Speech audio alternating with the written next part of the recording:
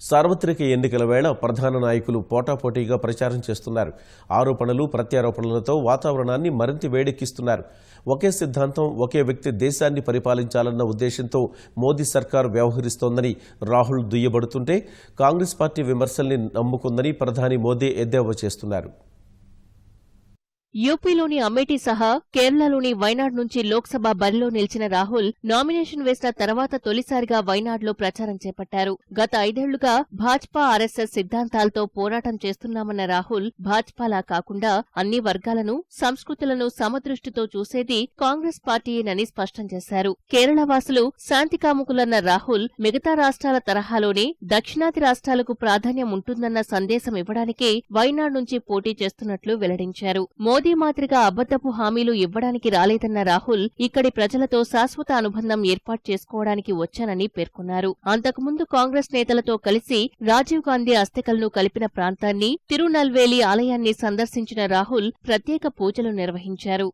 For the last 5 years, we are fighting the ideology of Mr. Narendra Modi and the RSS. And the thinking behind the ideology is that only one perspective, one idea, one person could rule this country. Is Malayali or Tamil any less important than other languages in the country? I thought that it's important for me to not only represent Amethi but also to represent the voice of South India. I wanted to give the southern states the feeling that you're as important as anybody else in this country. I have not come here as a politician. I have come here as a brother, as a son, as a friend.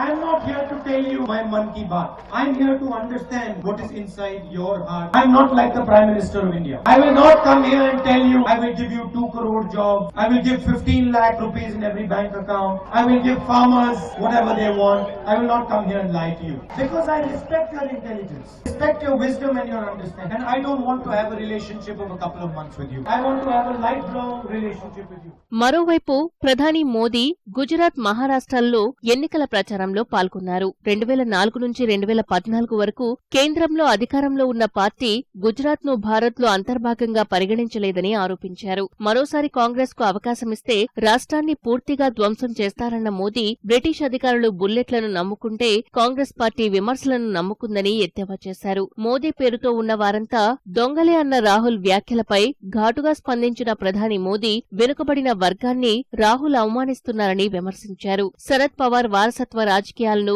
Gandhi కుటుంబం నుంచి నేర్చుకున్నారని ఆరోపించిన మోదీ ఓటమిని ముందే గ్రహించిన పవార్ ఎన్నికల నుంచి తప్పుకున్నారని ఎద్దేవా చేశారు. తాను వెనుకబడిన వర్గానికి చెందిన వాడిని కావడంతో కాంగ్రెస్ కొన్నేళ్లుగా తనను, తన వర్గాన్ని అవమానిస్తూ వస్తోందని మోదీ ఆరోపించారు.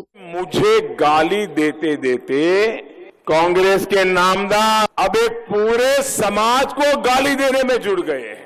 चौकीदारों को चोर कहा, अब पूरे पिछड़े समाज को ही चोर कहने लग गए हैं। मुझे गाली दो, मैं कई वर्षों से बर्दाश्त करता आया हूं, कर लूंगा, लेकिन समाज का पिछड़ा वर्ग हो, दलित हो, पीड़ित हो, शोषित हो, आदिवासी हो, अगर किसी को भी आपने अपमानित करने के लिए चोर कहने की हिम्मत की तो मोदी बर्दाश्त नहीं करेगा, ये देश बर्बाद नहीं करेगा.